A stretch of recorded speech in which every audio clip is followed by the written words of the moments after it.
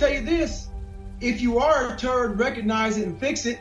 That's the thing about it. Call yourself out. We live in a world where everybody has to have that nice talk. We got to have that soft, nice talk where we don't want to tell you that you're fat. We want to tell you that you might eat a little too much. Maybe you should not eat that today, or maybe you're just a little big bone. Maybe you're thick. No. Yeah. If you're a turd, you're a turd. If you're fat, you're fat. If you're not keeping up, you're not keeping up. You just gotta call it for what it is. If you're a piece of shit, like me, I used to be a lying piece of shit, insecure, afraid of life, low self-esteem. So I created a human being that people would like. I created a false man, which is why now people say, man, why are you so daggone like this, whoever you are? Because I finally found a lot of peace in the fact that I no longer give a shit what people think about it. This is David Goggins, take it or leave it. So you got to get to that point in your life where you're willing to fight yourself to get to where you need to go. It all starts with that reflection in the mirror. In my book, I call it the accountability mirror. You can lie to everybody in the world, man. Everybody. You can lie to everybody in the world, man. You can't lie to yourself. Because if you're any kind of man or woman, that shit will haunt you.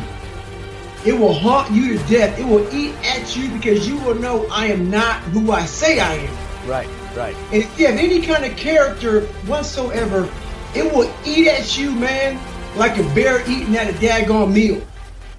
So it starts with the accountability mirror, and it starts with you putting a Post-it note up on the accountability mirror. I am fat. I am this. I am that. And then put another Post-it note beside that you're fat on the ways how you're going to start to change that. And then every morning you go brush your teeth, wash your face, whatever you're going to do, look at that Post-it note and look at it and make sure it bothers you. Check yourself. Evaluate yourself honestly. Are you doing what you can do to be better? Are you maximizing opportunities? Are you every day doing everything you can to live the most eminently worthy life you can live? Ask yourself those questions.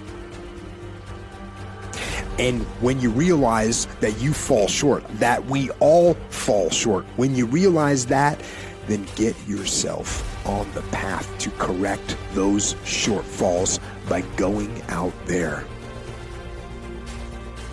and getting after it. A lot of times in life, you find yourself in a moment where you know it's time to change. I want to encourage you right now. It don't matter if you're in your teens. If you know you need a change, let's make a change. If you're 50 years old, if you're 70 years old, and you know that you need to make a change, stop delaying things. Stop avoiding the inevitable. Make a change. Okay? A lot of us speak in hollow words.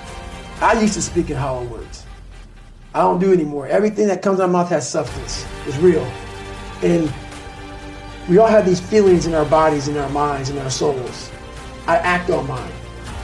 A lot of us who are afraid of something, we allow our minds to choose the path of least resistance, so we go a different route. If I'm afraid of something, it's telling me you must do this that. thing. You must do that. Yeah. You have to go that way. And most of us don't understand that mentality. We go left and we wonder why we haven't fulfilled something in our lives. It's because we continue to take the journey that is mapped out. And how I look at it is I talk in life like a lot of us in life want to take the 4-lane highway that has road maps and all this other stuff on it, man. It tells you where to go, gas stations. The next 10 miles up, you're going to see a McDonald's or Cracker Barrel. Yeah. It's the easy route. Very few of us want to go to the right side. When I was in 6th grade, I stuttered real bad, severely bad. 5th, 6th grade, 4th grade, horrible. Like my hair would fall out, white splotches over my skin. Horrible anxiety. So me talking about myself as much as I am on stage, on podcast, I'm still overcoming. You're still battling because it's comfortable for me to say, I'm off of social media. They don't talk to me. I'm good. Go back to being my hermit. This is very uncomfortable. So I'm constantly coming outside my comfort zones and doing this stuff now, sharing my story with people. as much as I can. I'm here to help you. If you're coming in to work with a guy like me, who knows that you have to have thick skin to get better, you have to call yourself out. If you're fat and you're fucked up, I want to hear that. Once we achieve something, we celebrate for a long years fucking time. And we wonder, why don't I have drive anymore? Where's it all at? If you don't develop a routine of suffering, and suffering is not like go out and kill yourself every day, it's being uncomfortable. Yeah. That keeps you hungry every day. If you live in your victories for so long and say, I'm gonna go challenge myself for 30 days or for 2 weeks or run this one marathon, and it ends, I did one marathon. Okay? That's why it leaves you. It leaves you because you haven't set up the next obstacle. Obstacles is how you grow. You must continue to have friction. Friction is where growth is at. With no friction, there's no growth. We cannot listen to theorists. So what theorists do is they take 100 people and they study the normal people of the world. They're all studies. There's a whole bunch of people outside the normal they haven't done studies on. They haven't done studies on the people who are seriously great. They take studies off of normal people. You cannot live in that normal mindset. You must be your best on your worst day. And how you do that is you cannot think of a normal mindset. So I got a lot of questions over the holidays. The one major question I got was, how do I finish where I start? I get 2 weeks into it, and then I stop. Well, this is the thing about it. People forget one thing about me. I used to be you. I used to be a fat guy. A guy that didn't care much. A guy that got D's and F's in school. A guy that blamed other people. A guy that was under mediocre. I wasn't even average. So this is the thing about it.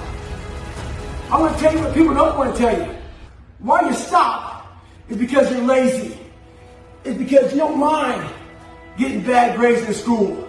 It doesn't bother you enough to be mediocre, to be average, to sit around and watch people do great things. You don't mind it. So there's your answer. Your answer is you don't care enough about yourself, so you don't stay in the fight. Stay hard. The biggest thing out there is this is a great time to work on yourself. Where everybody in this whole fucking US is in chaos and motherfuckers are lost and struggling to find where they belong. This is a good time for people to find out who the fuck they are and let all the fucking crazy ass people just go do crazy ass shit and you focus on you being the best you possible. The biggest inspiration for everybody should be yourself.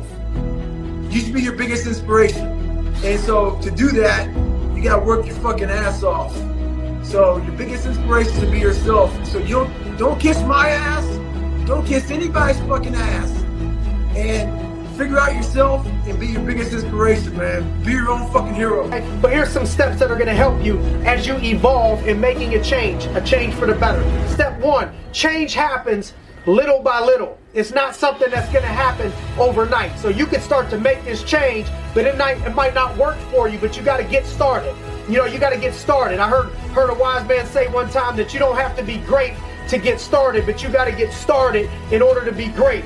Okay, the second thing is exposure, because a lot of times you think that the way you're living is the only way because you haven't been exposed to anything else. So I want you to try to expose yourself to greatness, expose your mind to greatness, expose your children to greatness. Step 3, make decisions. Don't be that person, hey, where you want to go to lunch today? Where you want to go? I don't know. Where do you think? I don't know. And if people do that in life, is that they know something needs to happen, but they can't make a decision. They don't make any decisions. They just keep rehearsing options. I need you to make a choice, make a decision, and keep on with your transformation. Number 4 is transformation. Transformation. You're going to start to transform. You're going to start to get better, but it starts in your mind, and it starts in your belief. You have to believe that greatness is for you. You have to start with your mindset. Don't lose the mental battle. Let your mind transform. The next step and the last step is going to be building. You got to build. You got to make the invisible.